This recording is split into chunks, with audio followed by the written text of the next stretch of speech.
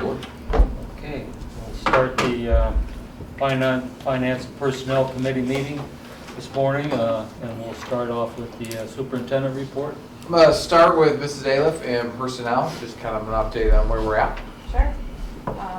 The agenda will be rather lengthy. We have been doing pre-approvals to get people in filling those critical positions as the school year started. So we've pre-approved about 15 individuals, both regular and substitutes, to help us get everybody where they need to be, get proper support in the classrooms and the buses and all of our departments. The other items you'll see on the personnel agenda are a lot of our supplementals that cover the entire school year and or our athletic seasons that are coming up for the school year.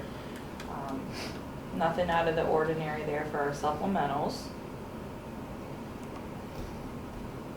The other thing I did want to mention that you will see on this agenda is the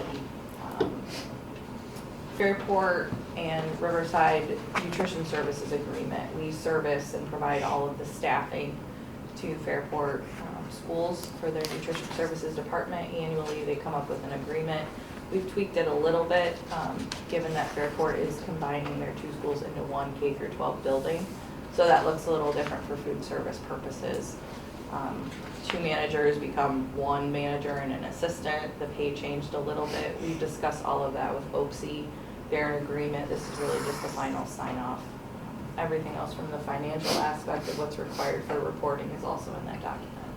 How many personnel are required over there? I believe we have about 5 or 6. So they were able to reduce just over the year. Natural attrition happened in the combining, or in preparation of combining the two schools. So they're well staffed where they need to be. Are they up and running over there? Not that I'm aware of. Ms. Gifford gave us an update yesterday. I think they're still transitioning from the high school into that, but the elementary is not near ready. Thanks. They're talking January, I think, for high school to go into the new building, and then the next school year for elementary. It was the last that we had heard. Yep. But they're running behind still as well. We are working to finalize several of our open custodial positions, just completed interviews, we ran reference checks, so we're working to get some final verbal offers out there. So hopefully you'll see a few new custodians on this agenda as well, which would bring us up back to full staff. The other thing we're doing is working with OPSI leadership to come up with some potential creative solutions to our bus driver issue. We have a number of bus drivers who are out for medical reasons. We don't have any subs, so working to gain some of those subs is a large issue that we are trying to address along the board, because we have everybody who has a CDL is driving right now, and we are still combining routes and everything else and not necessarily being as efficient as we can. So we're trying to get those people back. We did get 2 back yesterday, but we're still down, I think, about 8 on a regular basis. Okay. We've been down as many as 10 to 11. Yeah. And that's a significant hit. So we've got a really tough period to get through, but We have some challenges, yes. So we're trying to come up with some creative ways to provide people to drive as well as do other things for the district. I think it's great that you volunteered to get your CDL. You know, I tried. They didn't give it to me though, so I didn't pass the eye test. I have just kind of last thing here in the next week or so, you will see some long-term postings. This is to cover upcoming maternity and or paternity leaves, starting at the end of this calendar year, beginning of the next calendar year. So I already have a short list of people that are expanding their families, and we will be looking for teachers. So those will be coming soon. And then Dr. Attino was going to talk a little bit about our insurance. Yeah, we've been moving forward with our insurance switch with DCW, had a lot of productive meetings. We rolled out, prior to open enrollment, we rolled out one of the cost-saving measures, which is the Samaritan Fund. DCW is pretty excited about the number of applicants who went through. What the Samaritan Fund is it's a program that for high-use patients, they apply, they volunteer to apply. If they're accepted, they go out and shop the Samaritan Fund help them with shopping their insurance on the exchange, and they then get insurance through the Samaritan Club. Through the Samaritan Fund, we make a donation to the fund, and they are not on our books. So it's a significant cost savings. I believe we have 8 applicants who at the last time we talked to them, we had 8. We had a number of people ask some questions about it, kind of look into it. So to get some of those off of our, that we might laser out, which is really nice.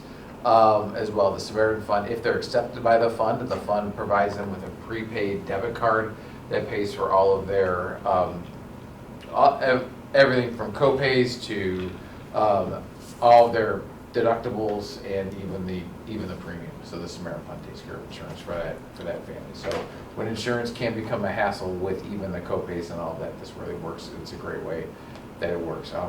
Ironically, the consortium is also using that this year as a cost-saving measures after I explained it, kind of how I understood it for them as well. So it's one that we're moving forward with. It's a very good program over the long run. It really helps them navigate the whole system. Yeah, it's an annual year-to-year. They have to apply every year. They don't have to reply. They don't have to reapply. They can apply for 1 year, and if it works for them and they continue to apply, then they do.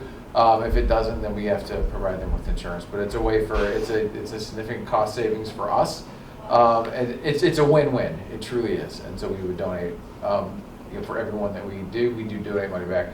Other schools that have used it, other than the January checks that they write to the Samaritan Fund, they found it to be very effective in just keeping those insurance costs down. The other real true that we're moving forward with is in change of prescription drugs, to use a TrueRx and another form of sourcing those drugs so that they are significantly more cost effective for our teachers and for our teachers and our staff as well. They are still out shopping the rest of the plan, so we'll have updates as we go. They now have the information from the consortium because we did make our additional premium payment over the summer, so they have the data that they need, and they're out shopping and getting us our rates. But we do think from preliminary discussions with DCW, we think that those rates are going to come in at a favorable. There's going to be an increase, but not to what the increase that the consortium is seeing, nor to more of a regularized rate. I think, and they are very convinced that this is the way to go moving forward to start. So, Do you have that information on what that donation is? it's $55,000 per. It's $55,000 for the member. If the member's taking their family, it's $15,000 for each additional enrollee up to 110. I think is And the that, we max. include that with health insurance? And that is health, all of that, and then ours. I think our proposed stop loss is $250,000. So and these are. It's not anybody. They have to be accepted by the Samaritan Fund. So these are individuals who would either be a stop loss incident or even a carve out, and they have to volunteer to do it. So our union leadership helped push it out with their members as well because they bought into the program as well. So that, and go through a quick agenda review. Other than the personnel, there are some consent items. Homecoming is coming up, so the homecoming DJ is on there. As a reminder, homecoming is an event of Lake County at Riverside in the Fieldhouse. It's a really neat event. There's a lot of kids who come from different schools who want to come to Riverside's homecoming because of how cool it is. It looks like a concert in the Fieldhouse. So that DJ is on there. You mean they have open homecomings? So other students are allowed to come if they have a permission form. So they have to have a permission form. They have to be signed off by the other school administrator and our school administrator that they're in good standing. But if they want to bring somebody from a different school district, they have to have a form on file. But if they do, then they can come and participate. And we have a lot of people who want to come to see Riverside. It's not an open invitation. It is You have not to come as a open. guest. You have to come as a guest. Yes. Okay. So, yeah, you are a guest of a Riverside student. So our students become increasingly more popular heading into They homecoming. do. They absolutely do. And with social media, it's a lot more now. So a couple other we do have a purchasing agreement that's on there to join a cooperative purchasing firm. That's so that we can get pricing for the furniture at the TTE as well as Riverview, and I believe the playground as well is a part of that program. So we need to join that program, be a part of that. A few then and nows on there as well. One is the night race that we got. The night race this year was incredibly packed. A lot of people there, had a lot of schools, but we do have to pay the initial fee. It's for the race timing and the individual participants. It's about a $13,000 bill to that Greater Cleveland XC, but then we have that, the athletic department made that and more in entry fees. So it was a good event for them. We are working to clean that up moving forward for next year. Other than that, we do have also the booster groups on this one. We do approve all the booster groups and all those finances as well, and all their recognition, and then per board policy. We will have a first reading of board policy. I'm going to get that to you hopefully by the end of business today, so you can start. It's rather lengthy with all the red lines, but the first reading is on there as well on that agenda. And I think that's all that I'm seeing for now. So maybe a few buildings and grounds items later. So if we join the consortium that you're planning to join, we don't have to go to bid? No, Right. we are using state, yes, so we are avoiding going to bid using state pricing. And the pricing is And favorable, that's yes. why we're joining it, so we can save a little money.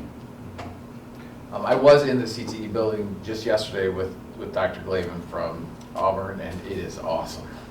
They have a floor board, it's really cool. So it's gonna be a great space for learning, and we're already talking about how we can use Auburn and partner with Auburn for some things there too. It's exciting. That's all I got. Okay, we move on to 5-year forecast review.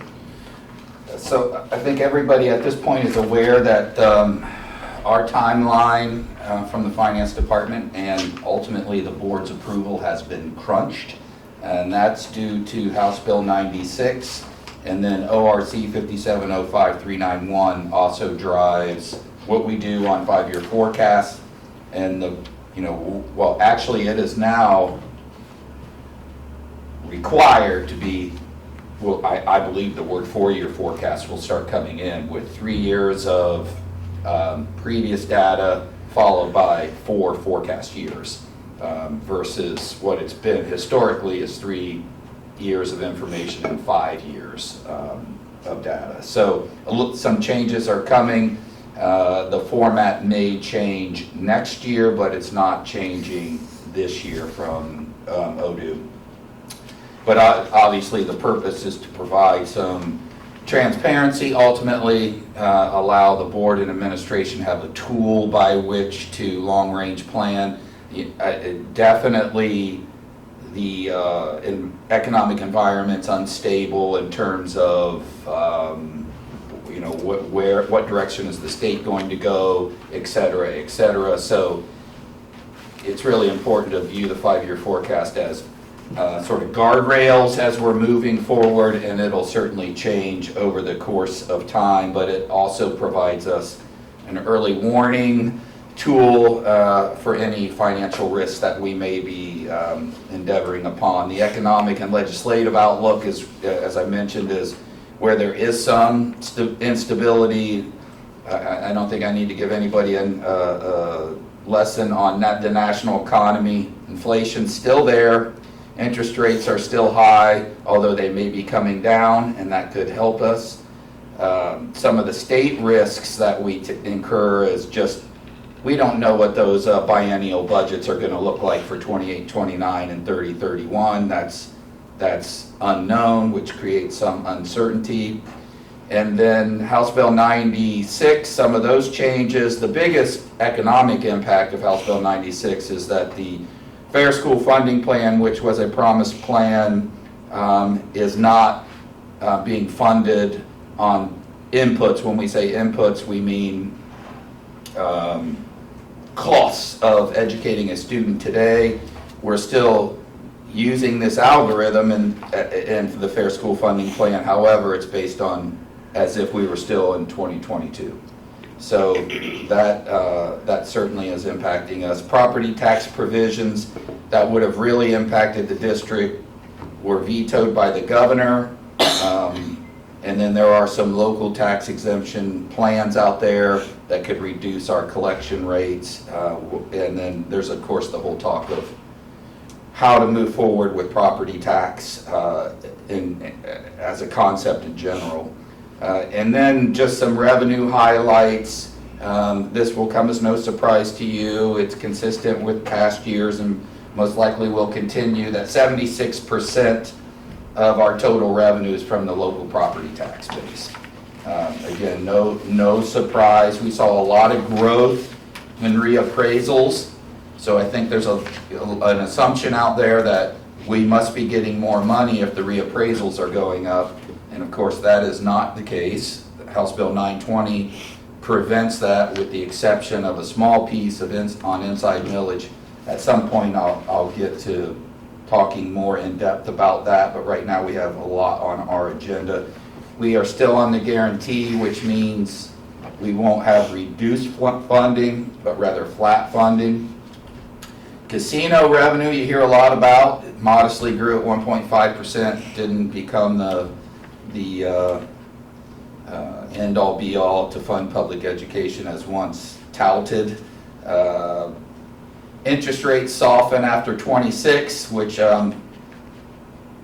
could help us. And then we have the Paynesville TIF to work our way through. So that could be a positive impact, although I did not reflect that in the 5-year forecast. And then moving into our expenditures, our contract calls for a 3-year base wage increase plus steps. And you can see there what I set for health insurance, which is a bit volatile as well. Purchase services, you can see how that's come up, what our electric costs have spiked, so that's reflected. Supplies, those are increases, and then we had some transfers, and then we had some debt that is reflected in our 5-year forecast. Also, due to House Bill 96, we have a cap on what we can carry over as it relates to percentage of our total expenditures, and that is not an issue at this point. We have a minimum target of maintaining cash reserves. We have a district policy at 60 days, and you'll see that we drop below that in our 5-year forecast. And then just some areas that we'll keep a close eye on are the biennial budgets, any legislative changes or changes to property tax policy. Health insurance is going to continue to be an issue that could impact our 5-year forecast, which is hard to guesstimate. Our electricity capacity charges, enrollment, and shifts in the economy of Lake County. But overall, I would say this, I've looked at a lot of 5-year forecasts that are coming up, talked to a lot of other treasurers. I would say, especially in consideration of where I'm seeing other school districts, we are financially stable still at this point. We're going to need to be disciplined in controls of our expenditures moving forward. We do have a strong tax base, which is definitely helpful, and an expanding tax base, but we do have elevated risks in terms of future state funding decisions, property tax reform, and then we just need to continue to monitor and be proactive in maintaining fiscal balance while at the same time protecting what we do as a business, which is educate students. If you take a flip back, that gives you an early view of the 5-year forecast, and I won't go into a lot of this today, but I wanted to have it for your review. It will be on the agenda, and I'll go into more detail at the board meeting next week. But you can see we're in deficit spending. Can I ask you a question? This has to be submitted when? This has to be submitted by October 15th. October 15th, so we'd have to have it either at this board meeting, or we would have to have a special meeting. That's correct. And Yeah. then our cash policy is 90 days, Okay. so You can see we're, so that's 28. And I think our policy says 2 years in advance that we have to be discussing levy, which is now. which is now. So I just want to be clear, because as far as I remember, that's 12 million. I thought And I that's thought the actually gonna 90 go, days that's is even 12. gonna go up every Right, year. it's gonna go up, Mm. but it's 12 million, it was 12 million, it might be a little bit more than that at this point, so. And you can see we'll fall below that. If In you're taking a look at your 5-year forecast, fiscal year '28 is the first year we'll drop below 90 days cash reserves. And So, based on the forecast, it could even be 27, yes, right. could be. So Yeah. we should be starting to have those conversations now rather than push it off. Agreed, don't disagree. We are definitely levy imminent. We're showing 4 years in the black, but we are definitely levy imminent. Okay. And that would end up being, if we can, by '28, you're looking at 11 years since the district's passed new money. Average across the state of Ohio is every 4.5 years. So to extend, I give the administration, the board, a lot of credit for going 11 years and still keeping it in the black. That didn't happen by accident. So that is very positive, but there's clearly no doubt that the way the financing of public education is structured, being that revenue is frozen due to House Bill 920, it's virtually impossible to go forever without new money. What did you do with interest income? Like, how did we project interest? Those rates are expected to drop by the end of the month and again by the end of December. So reduce them. Yeah. Yeah, we know that interest, we're not going to continue to hit the same interest rates that we have. So what you'll also see is a slide where I take the 5-year forecast, or the PI, and 5-year forecast that as well. So that'll be in the presentation at the board meeting as well. But we don't have that to look at currently. No, but I'm going to get it to you ahead of time, to the whole board. It's, probably Mike and I will wrap that up today and be able to send that out by the end of the day or early tomorrow. We just want to double check some numbers and make sure, and Red Tree is helping us with that as well, which is our investment company. So we're using some minds beyond our own. But that's the 5-year forecast. Again, overall, we're in a stable cash position, but we do have a board policy that says 90 days. So I don't know too many school districts that are going to be able to hit that, but you're not, Riverside's not the only district with a policy like that. But we will definitely go below that, or we're projected to go below that by fiscal year '28. So we need to apply discipline in our operations and spending, and you're continuing to break those expenses down Yeah. to where we can find out. So, for example, with Paynesville and those TIF dollars, those are not reflected in the 5-year forecast, for example.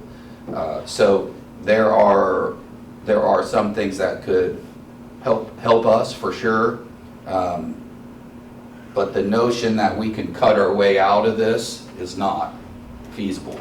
And it's not anticipated that they're gonna even be able to give us any money out of that too. That's why I didn't In the next forecast it. couple of years, so That's why I that's, didn't forecast it. So we're working on that. I know Dr. Rotino has been working with Mike Priscello and others to determine exactly what those payments should have been and what the total amount owed to us is. And then we just have to take a look at what are our options to recover those dollars and what makes sense. for prior TIFs. That's For correct. prior And- years, For prior and then ones, what's. not the one that we just approved, because we No, approved, sorry. no, it's the they're prior. the prior ones on Heisley Park and on Horn. Yeah. And then what's to move forward, I think, as well. I think the other thing is our reductions through attrition last year is an estimated savings of about $1 million this year. But we're not gonna have that issue with the new TIF because we were smart enough to put in some, We put in some Language language into that that is agreement. there, and what we're hearing is that is not gonna happen for a That's couple of years right. now. It's been, by different sources, it's been a little delayed. So again, in our submission, to the state, it'll be all black because it's a 4-year submission. But we have, and I would recommend policy that, and it's to the policy committee, to continue to show a 5-year forecast. So it's 3 years plus the current. It's 3 years plus the current, that's correct. So we yes. stop at 29. That's Yes. correct. 30 would drop off. Yeah, course. 30 would drop off. It's basically a 4-year forecast. I get it. instead of a 5-year And that's kind of forecast. what we're hearing from a lot of schools, is 30 is the hang. Yeah. There's a lot around that are. Yeah. So the more guidance is going to be coming out for the future, but basically right now we know what we need to report, and it's basically everything on our 5-year forecast with 30 X'd off. With $938,000, we would have to be borrowing money to make payroll. Well, that's assuming $938,000 after we Right, paid I mean, I get everything it, to but- include payroll. You may run into those issues in a year like that, I mean. Oh, of course. $938,000 is a couple of days operating cash. Yeah, We average 4.5 million a month, right, yeah. in that neighborhood? In that neighborhood, yeah. Yeah. So $900,000 is not much. It's a very, very thin margin. It's a roof repair margin. It doesn't even pay your health insurance. Well, depending on what happens, yeah. But just for clarity, what that number, again, bear with us, that's I mean, 4 years projecting. I get it, I'm just saying, But no, some but things you're you have to discuss, I mean, 100%, and what it also means is that, well, it just means that it's way too tight, and I would not recommend waiting all the way until then to seek new dollars. and there are no emergency expenditures in this forecast that you have put in here. For example, should we need to fund something from PI, because we are gonna, from what I understand, stretch that pretty thin. So if we would have to pay for something that happened and borrow money or just take money, advance transfer, however, that's not included in here. What, Like, there's no anticipation for that in this forecast. No, but there is a build-in for, so to your point, the PI levy brings in about $2.7, $2.8 million a year. We'll get to in just a minute, the COPS and TANs deal that would be on, that is currently on the, well, will be on the agenda for board approval, would indebt the district roughly about $825,000. Which we haven't talked about yet. We will get So to. we're gonna get to that, but we Yeah. haven't talked about that yet. The board hasn't talked about that at all.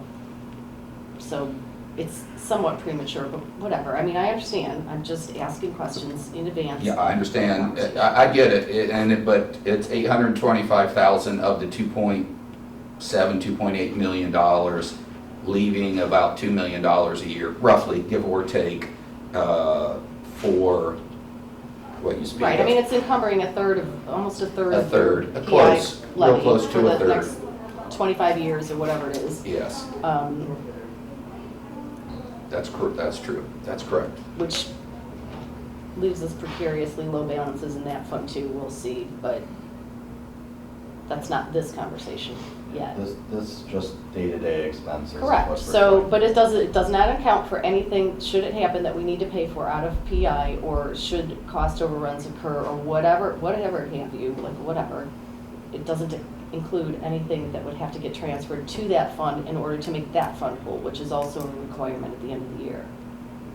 Correct. Correct. Okay, so that 5-year forecast will be on the agenda and require board approval.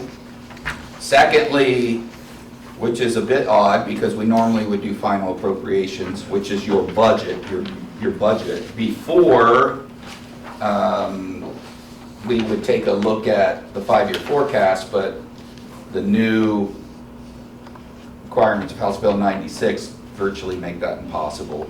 So we'll be, in the future, it gets even tighter as it'll be due in July instead of October.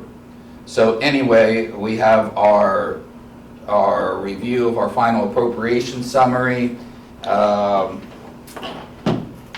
Again, that's 5705.38, and it must be passed annually. The total appropriated funds for this account are $73 million roughly, and you can see general fund almost 57 million. It hits the highlights of what will comprises that general fund of $56 million. Has to be adopted prior to October 1st. So, can I just interrupt for one more second? Yes. 30% of 56,912,025 is $14.2 million. So in order to hit that 30-day mark or that 90-day reserve, that's 14 million. So we're actually looking at fiscal year 27, not fiscal year 28. I mean, I'm just doing some quick basic math here. Yeah. Like, In terms of the expenses are- 90-day carryover. Expenses are going to go up, like, you know, right, okay. So it's a year out, not 2 years out. That's correct. So we're already behind our policy requirement in starting to discuss levy funding, so. We did discuss it once earlier where, that was when Mr. Blacko was here. He just recommended that we kind of watch what happens for this year and then start to have some of that. Right, we're gonna have So to- that's, that I mean, that was. it's definitely when on when the- he specifically said the actions are, hey, let's watch and see what happens. I think at this point, though, we do need to have some options to kind of start throwing out there as to what it looks like. I mean, by we that are- calculation, yes. we're not gonna be able to watch anymore. We No, actually have we to are, start having we these do. We have to have conversations. some conversations as Okay. to, you know, we have a. And that we've requirement come only pretty thin. relates to the general fund. It doesn't relate to anything else, because it's only the stuff that it shows up in the 5-year forecast. That's correct. Right. Otherwise, it'd be now. You know, this is, I know we had talked about this with the potential carryover and all that, the use of the joint financing levy in the 5-year forecast versus out. Right. It's Where not, do- it's not. It's out. It is Okay. not in. It used to be we removed It it with used the to be, last and then we 5-year removed forecast it, as well, and then, yes. for Okay. that purpose. This Yes. 5-year Because forecast of the- does not reflect. Okay. Would that have to be included in our 30%? Not that I'm aware of. I'd have to look. You mean the 30% for our, Yeah, for the law piece or for our 90-day? for our 90-day. The 90, I mean, I get it, it's being Probably. spent, it doesn't make any difference. It's part of our general 100% fund, I of it's being think, spent. probably should have it in there. Yeah, for that purpose, but I can, that would It just probably makes push the us dollar out. limit, it makes us over already, because you're putting those dollars back into the forecast, which makes the general fund 58, But almost 59 million. I mean, yeah. I get it, I'm just doing that. those dollars aren't drawn, the cost centers that draw from those dollars are in different spots though, aren't they? Right. So they're not necessarily reflected in the 56 million as well. Yeah, so What the- are we using those for? All salaries for high school staff. Yeah, but that's general fund expenditures, technically speaking. So if I had to put those dollars back in there, you'd be putting the expenses back in the 5-year forecast as well. It's not like we're moving them off. Right, somewhere we had else. pulled them off. Right, I mean, I get Yes. it. I'm, Yeah, again, no, I'm it's- just doing yeah. math, so this is a 30% of $60 million is 20. So we're already there. So, okay, just One thing. doing my math. Go ahead. One of the things with the forecast is that it does relate to our appropriations, which is our, kind of our cap on spending. So when it's all said and done, that number probably won't reflect that expense level, because we'll be under the expenses on there. Well, I get it, but I'm not calculating on 73 million. I'm calculating 30% based on what's in our general fund. If we move 2 million back into the general fund, I'd move 2 million in expenses. It doesn't matter. Like, it's 6 of one, half dozen of another. I realize my total appropriations aren't going to be any different. It's just that we have dollars somewhere else, which aren't even in here, correct? Correct. In this list. That's correct. Okay. Yeah, they're, you know, Shouldn't we include those in here? we And went have our back and total forth appropriations, about like- whether we should or we shouldn't. I mean, you still have to appropriate those dollars, correct? Oh, you mean on the Just on the summary, appropriations list? correct. Yeah, we could add that to the to the list on Because there. you're gonna have to, I mean, it's a fund, we have to appropriate it. Well, those are just the highlights. Those aren't Yeah, all the I'm funds just, you're. right, I get it, I'm just asking. There's several more funds that'll be on the full document. Those are just the big dollar funds. If you totaled those up. If you total them all up, it's still 73, is that what you're saying? Yes, Okay, thank yes, you. that's exactly what I'm saying. You'll have the full documents.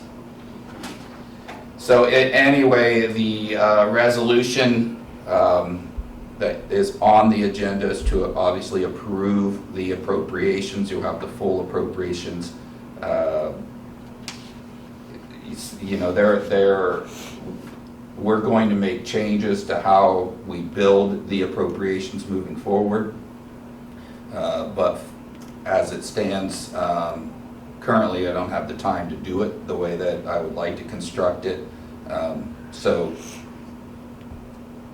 This is one of those things that I think the public doesn't understand. We have a 56 or $57 million general fund. That's what we see on the 5-year forecast, and everybody focuses on the 5-year forecast.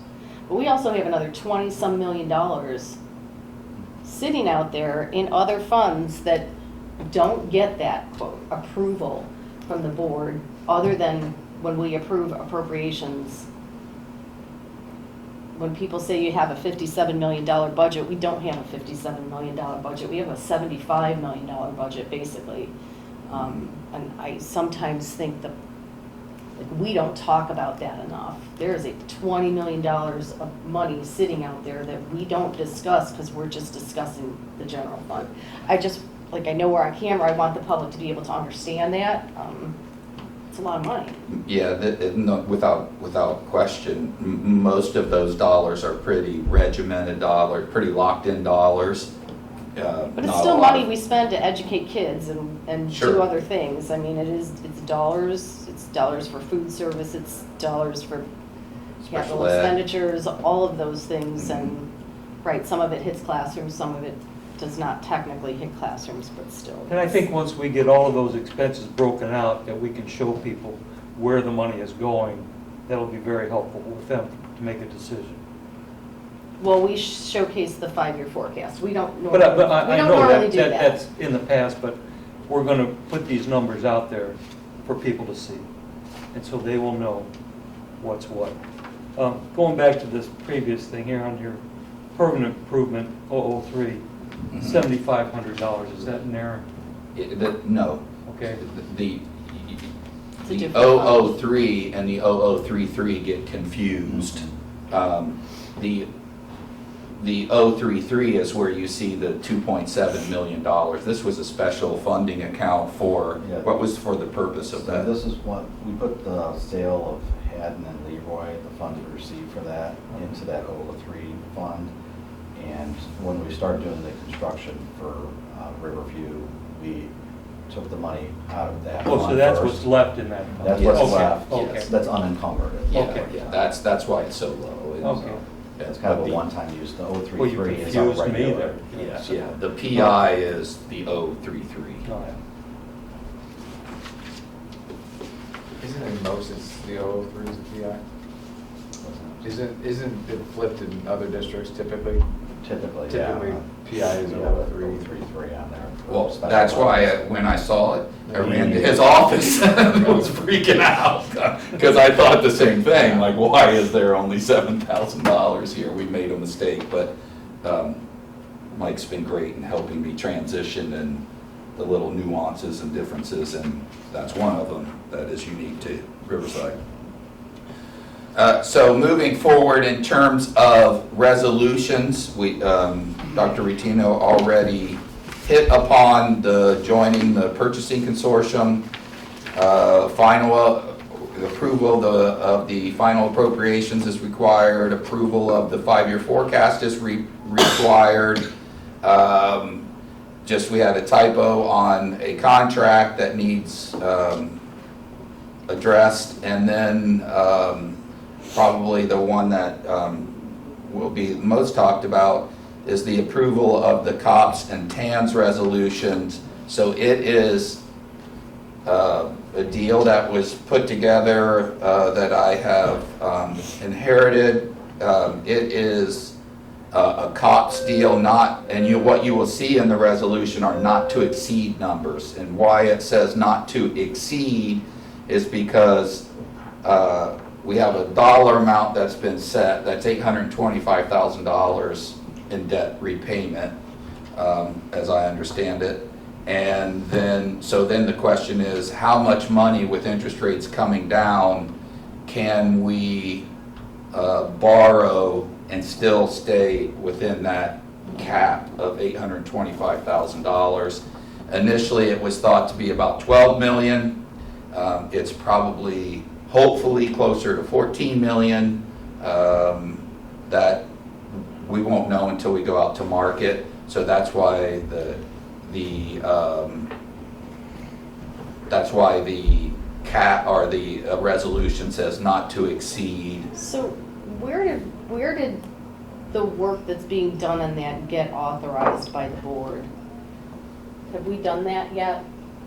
This Did is the all, board- this is all information gathering. Well, this is not in order information gathering, to bring it's it not, to the board. it's not information gathering when we're putting a resolution on the board agenda, that is not information gathering, that is a resolution to authorize the sale of bonds. I want the public to hear that, and I want that to be clear. This is not information gathering. No, my understanding coming in was that, so we have all, This wasn't discussed at the board table. Let's go out and get this information, there was no information gathering, there was no other options, there was no other, anything being discussed. I have issue with that, so where did that come from? I'm sorry. Where did the authorization to go ahead and put this type of a resolution on the board agenda and all this data gathering come from when we haven't discussed as a board other financing options? For projects we don't even have prices for yet. So it didn't come from the board. Like, the direction did not come from the Board of Education to say, hey, administration, please go out and gather this data for us and bring us data, which we haven't seen. We're just gonna have a resolution. I'm Well, somewhat stymied. I believe the on that. resolution's coming from the board president, Yeah. and we can't put the resolution on. So I think the question is, where do we put the resolution in the agenda part? And I would probably say, like all the others, we'll probably go under board business. So the board resolution is being brought by one person, not because the Board of Education as a whole has asked for that data through open meeting conversation. Am I understanding that correctly? And we are, I mean, we I can go guess into. we could ask, what are we asking this money for? This money is to pay for the 8 classroom addition on Buckeye Hopefully, and renovation. Wait, hopefully, what do you mean by because we hopefully? don't have a price yet, Mr. Keeney. Okay, And renovation of Buckeye, that is my understanding. And the, if there's any left over, renovation of. Right, we have absolutely no idea what we're spending it on yet because we don't have a GMP for the Buckeye facility. And yet we want to in debt, without a vote, for the next 25 years, our PI fund to the tune of 1/3 of the dollars that we collect. It's irresponsible, in my opinion. what as- would your as a finance- alternative be? My alternative. What would your solution So, be to bring to the let me table? finish. To renovate Buckeye? Let me finish. And Melridge? I will To make ask- those schools more compatible for students and staff to teach the kids? So I'm going to continue, I will ask that question. From a perspective as a finance person, and we've gone down this path before, first of all, we're renovating half of a school or adding on, and there will be disparity in that building. Now, instead of just having disparity between our elementary schools, we are actually going to have disparity amongst families within the same school because we're going to have new classrooms in a facility and we're going to have old classrooms in a facility. How long should that disparity I last? don't know, like, so let me finish. Okay, So but if that is what the disparity. money is for, No, so to eliminate that disparity. Disparity, no, we're gonna have children in new classrooms and we're gonna have children in old classrooms, period. for maybe In a Buckeye. year or a year and a And then half. what? Old Buckeye will be renovated. That's what this money is for. No, that money is not for this because we don't have a GMP yet for this portion of the project, so we can't be telling the public that this is going to be used for additional projects. This is to fund the current project that we have being considered now, not future projects. So let me continue. Well, that's So considered my one question- project. So my question is, how much do we get if we asked the public to vote for 1 mil? Right? I'm trying to reconcile that for myself from a finance professional's point of view.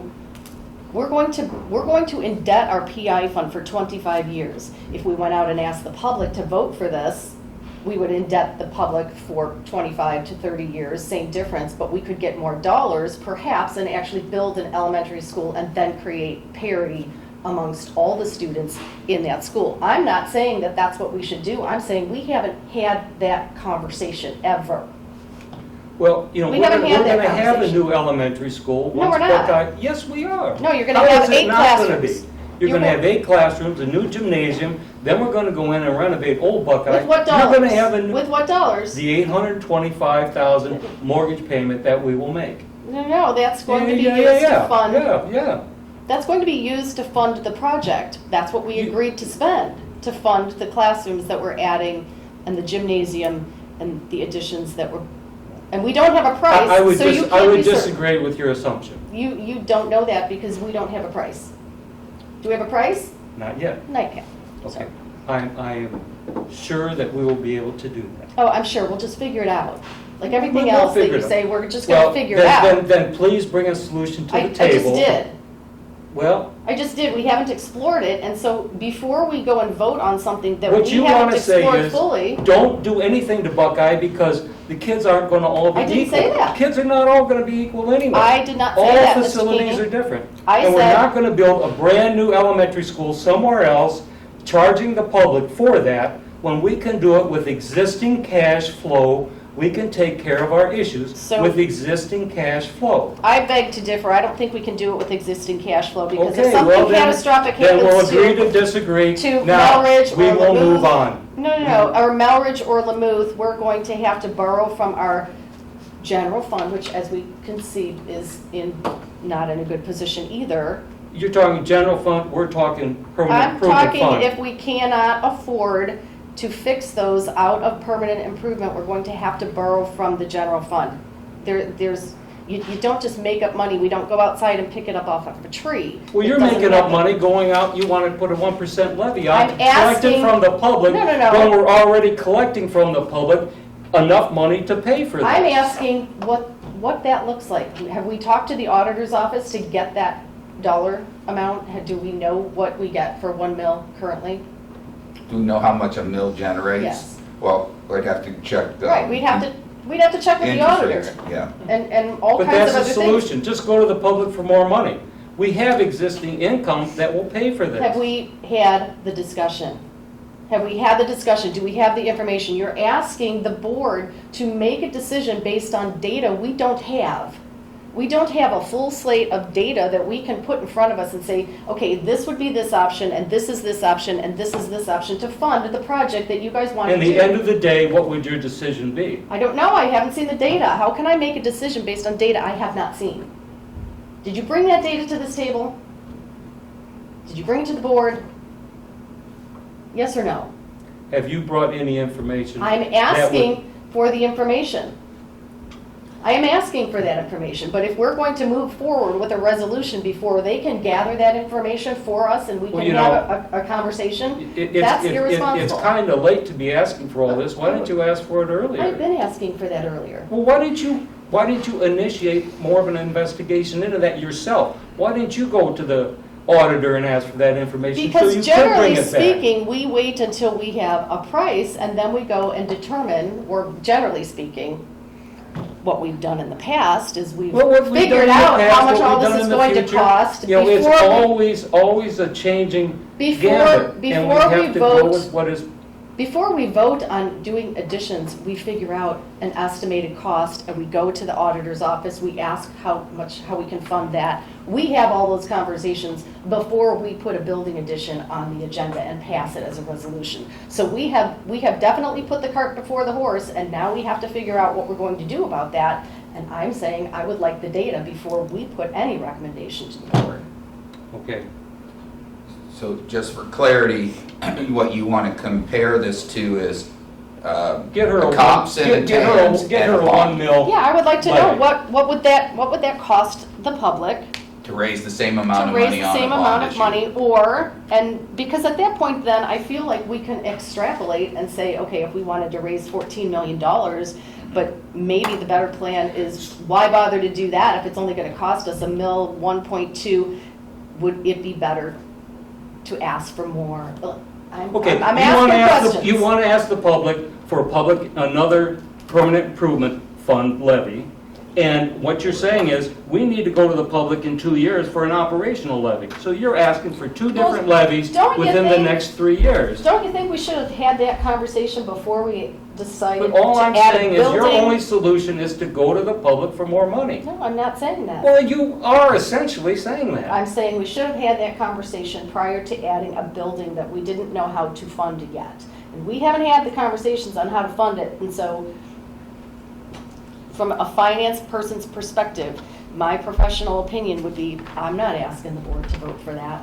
But you're asking for the public for more money. I'm not asking the public to Well, do that's anything what your with that. solution is. Okay, If- now, we're done with this. If I could Is there interject, anything more? Certainly, just thank certainly.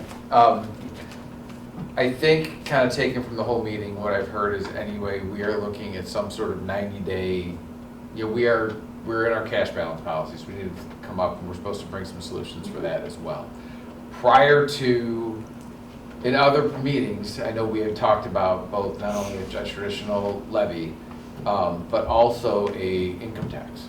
Correct. Earned income tax, and we talked about an earned income tax potentially even for permanent improvements.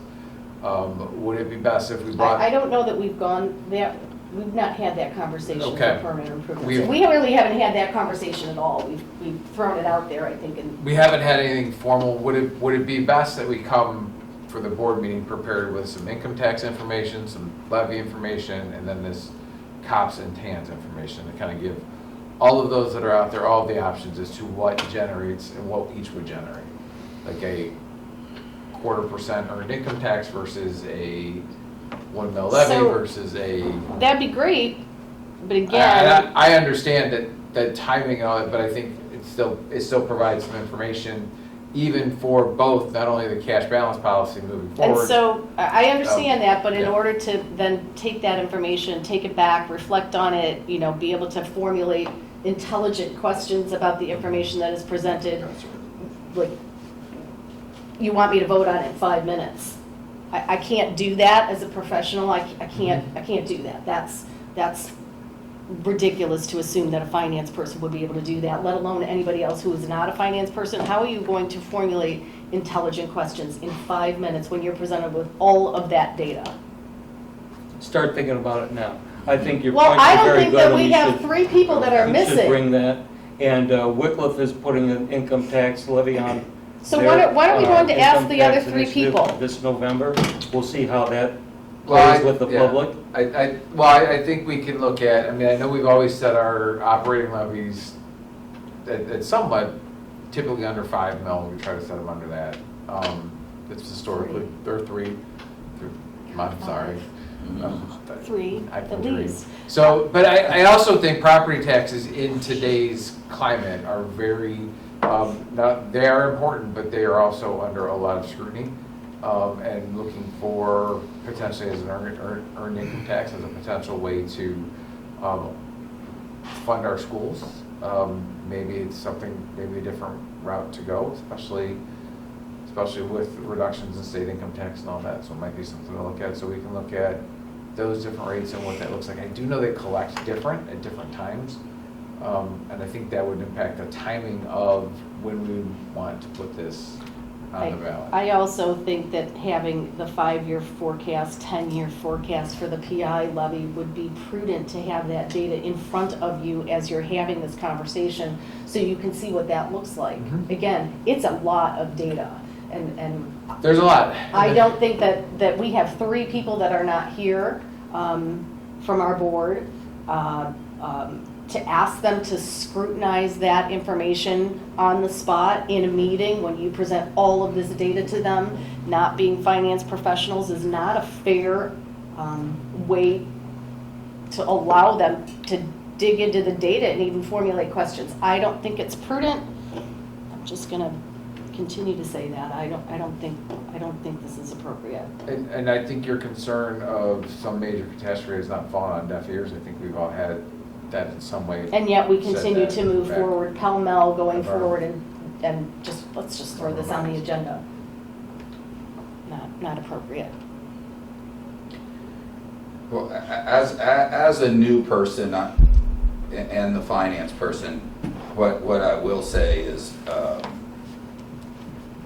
that this probably wouldn't be a popular thing to say, but we are levy imminent, and we are at some point bond issue imminent. Not saying you need a bond issue to do this particular project, but you have a 70-year-old, 75. 75-year-old building. 2 now, two. because John R's turned 75. So what happens, this is another question I have, what happens when we sell these bonds? How fast do they think they're going to sell these, and considering, and we don't have Mike Pasella here either to ask these questions. And We are when- going to ask him to join us. Well, and, right, so he's gonna join in as well, like, right, we're just gonna bombard everybody with all of this stuff, and then ask him to vote. What happens when the interest rate goes down, again, right, in the midst of trying to sell bonds? People aren't going to buy them right now, we're going to be saddled with a premium for bond sales, which is gonna raise up the cost, and then we get our GMP, which is after the fact, because we haven't done that yet, because we're doing all this backwards, which of course is really smart. And then we're going to get a GMP that's going to be more than we anticipated, and now we have these dollars, and what do we do with them? And are we allowed to give them back? Are we allowed to say, oh, we're changing, like, this is not a good idea, we should go out for a bond instead? Like, what happens to that? And Mike Priscilla, as much as I love the guy and his professional experience and he's never steered us wrong, but his job is not to give us his opinion on what we should do. His job is to just give us the professional data. He makes his money regardless. He sells bonds, he makes his money. So he doesn't care, like, from that perspective, if it's smart for us. He might try and tell us it's probably not a good idea to sell based on interest rates. I have no idea, but I haven't heard from him and he's not here. So I think that there's all of that rolled into this conversation. From what I understand, there is a demand for bonds. So, Right, that's The- why the people market- our the investment market- advisors are selling off bonds left and right because they can't trade them right now with the economy and the expectations of falling interest rates in the next 3 months. I just had that conversation with our investment advisors yesterday, and we have millions of dollars invested. Like, that's what they're telling us. We're going to get out of that market. We're moving assets away from the bond market. but there is a market for bonds. Not a big one. And you're going to, there's a market for them, but you are going to pay a premium for them, and that premium is going to be hefty, and it's going to cost us money. But we don't have that information because he's not here to ask those questions, so let's just add that to the agenda that we would have to talk about at our next board meeting and have everybody decide all of that and try and process and synthesize all of that information in 10 minutes. Maybe not even 10, 5. So should we just do nothing? I would say we should do more information gathering, because isn't that the term that you like to use? Well, yeah, quite so because, much, right? we're We should do gathering some, information. we should This do is some the information information we're gathering, gathering, and we sure. should take our time and analyze the information as it comes in, not hey, you got 5 minutes. That's not appropriate timing to analyze the volume of data that will come in based on We've been these talking questions. about Who's this since I we? think, well, the board and everybody No, we else. haven't. We've talked about Buckeye for at least since January. Have we talked about the funding? No, because that conversation has been ignored, and every time it has been brought up, it was thank you for that, and we move on. We have not had that conversation at a board meeting. We haven't even had that conversation here at a finance meeting till right now. And people want to ram it down our throat before the election. I get it. You know, the election has nothing to do with it. Weather may have something to do with it because we need to break ground. You're not going to break That ground, is- like it's not ready for groundbreaking. I Well, believe they've said it's I'll not ready agree for with that groundbreaking. because I'm working on the site plan with TDA this afternoon to finalize that and Right, I get it understand ready there's to go to potential, bid. there's potential wetlands, like, Well, issues. yeah, we've seen the wetland report and we're not going to impact the wetlands in any way. well, it would just mean that you have to do further research. I'm just saying, like, you need more than 5 minutes to analyze all this complex financial data, and I'm a finance professional, and I need more than 5 minutes. Roger is also slated to present at the September Oh, meeting. perfect. So we'll see how Okay. that goes. Have coffee available. I will move the schools. Espresso. Does anybody have anything else? Hearing none? We haven't talked Oh, wait. about the finance department Finance personnel department update. personnel is the last. Thank you. Yeah, so the position that we posted internally. We made an internal promotion for that individual. Of course, that creates an opening, another opening. So we're working to get that position filled. And hopefully we'll do that fairly quickly, but that's where we're at right now. So what will be the new change will be someone in payroll, which is not my favorite one to try and fill because it's difficult. It's Is that the difficult. certified or classified? Okay. It could change. I mean, we could. That one's hard to, Classified's that the one is hardest one. complicated. Yeah. Yeah, So okay. she knows right now that until they get a replacement, she'll be doing that, and then the rest of us will tag team to get Okay. the other stuff done. We'll continue to get the job done. But I very much appreciate what these folks are doing. We're already a half person shy, now we're a full person shy, and they'll be doing some double duty. Sweet. Is that position posted yet? Not yet. But we have, we'll take a look at our internal folks, if there are any, first. And if we can fill it internally with a competent person, we'll do so. If not, we'll move to the outside. Okay. So we should prioritize getting that moving forward. So that's where we're at in terms of personnel. Are you willing to look at people who do not have school payroll experience? The last time, We have to. yeah. I know.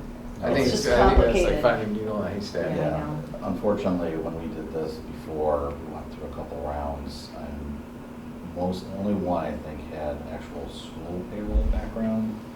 The others had some type of financial background, or who's currently in that spot. She didn't have actually payroll background, more on the other side of the accounting, and she actually did quite well in that transition. So when somebody that's willing to learn and, Yeah. Okay. we can work with. But anybody has any names past that you might think would express some interest, we would definitely be interested in hearing from them. Okay. That's for sure. And that's all I have. I hate to bring up 7. Any other finance questions? Okay. Well, thank you very much. Have a good rest of your day. Thank you.